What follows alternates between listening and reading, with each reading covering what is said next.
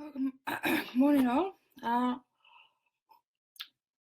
Hope you're all well. It was a nice sunny day here in Essex, not so much anymore, unfortunately.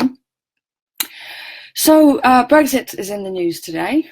When I say news, obviously very little has happened, but it's in the newspapers this morning because Theresa May has yesterday had a meeting with a select group of ministers to thrash out a way forward.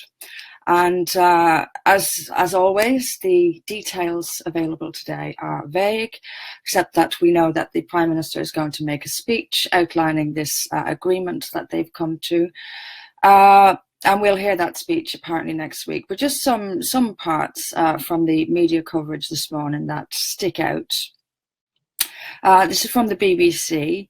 The first point is Mrs May has to get any agreement through the whole of the cabinet on Tuesday, through her party, and then through 27 other EU member states. That part always amuses me. Documents suggest, says the BBC, that European Commission negotiators will not approve of a UK proposal that seeks to select which EU rules to stick to post-Brexit and which to diverge from. This is buried nice and deep in the BBC article, and actually it should be one of the main points. The European Commission negotiators will not approve of us essentially choosing which laws to stick to and which not. They've described it as cherry picking. Why they are so reluctant to allow the UK to do this is quite obvious. They don't want us to leave. But it says, slides published online by the Commission say such an approach would not be compatible with the principles set out in the EU's own guidelines. Therefore, of course, post-Brexit arrangements, they expect to agree with the EU's own guidelines, which means it would be different from now not. It said it posed a risk to the proper functioning of its single market.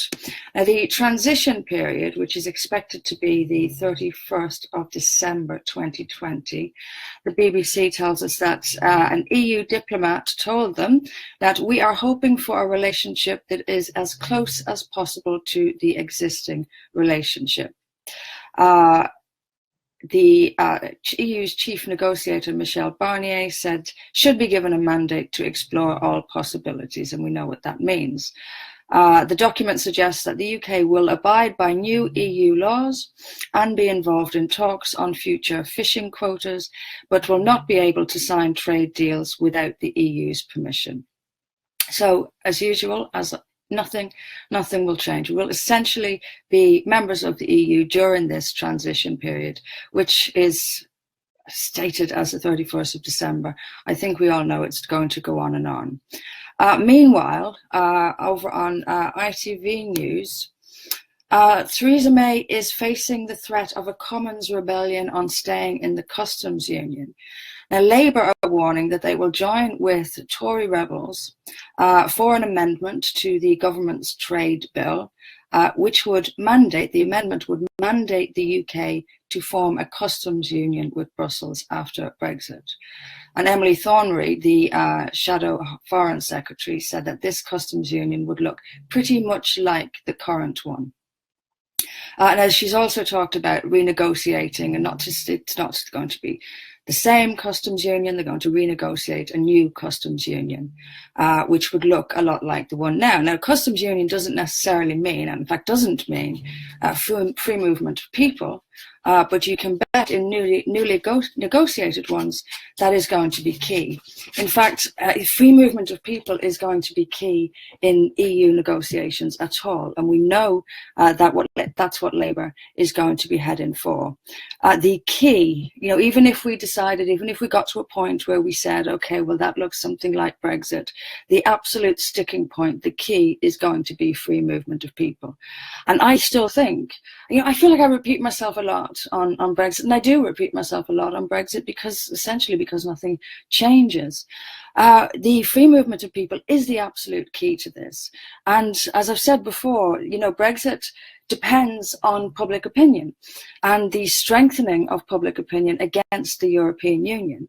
And largely because trade deals can be agreed, but if they include, people don't mind trade deals, but they will mind if it includes the free movement of people, which is exactly what they will attempt to sneak in to any agreements. So that has to be the focus. That has to be, we have to strengthen people's views on the free movement of people. We already know that concern about immigration is strong. This has to be the absolute key to strengthening public opinion against the European Union. And it's not necessarily, as I've said before, it's not necessarily about European immigration, although of course this has to be kept with reasonable numbers so you don't oversupply the jobs market.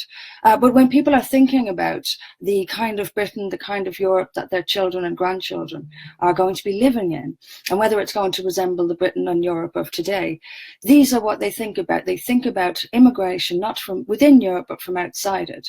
And for as long as free movement of people exists in any post-Brexit situation, then the EU can continue its open border to outside of Europe, and that access is still to the UK, regardless of any other kind of Brexit arrangements that may be made. It has to be about free movement of people, and it will be about free movement of people. I still say again, repeating myself on this, but it's important that the actual key to this is in fighting the immigration, but also fighting the EU itself and the very existence of the EU.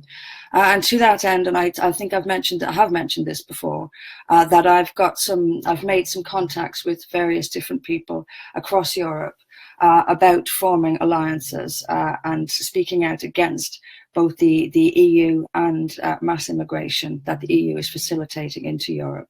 And there is a conference going ahead in Paris in early June, and I will be both attending it and speaking at it, because we have to focus on this. We have to focus largely on what these post-Brexit arrangements will be. And I guarantee, watch out for them. The main sticking point is always free movement of people. And that, I believe, is where we need to focus a great deal of our attention and strengthen public opinion and increase public knowledge about exactly what mass migration into Europe means, and the fact that it is being facilitated, and it will continue as long as the European Union has exists, frankly. Once again, things are exciting in ForBritain. I've had, again, a host of really positive emails today. And again, we're working on getting branches together. Tomorrow I'm going to be doing some leafleting, and I have arranged for leaflets to be sent to local branches. I'm going to try and take some time off this weekend. I hope you do as well. And I shall be back here at 11 o'clock on Monday. Oh, and if there are any things, if you come across anything online or anywhere else that you think that you have questions, you'd like to ask me questions about it, or you'd like me to comment on or like to bring to members' attention, then please let me know. In the meantime, have a very nice weekend, and I'll see you at 11 o'clock on Monday. You didn't frankly have the balls to put country before party.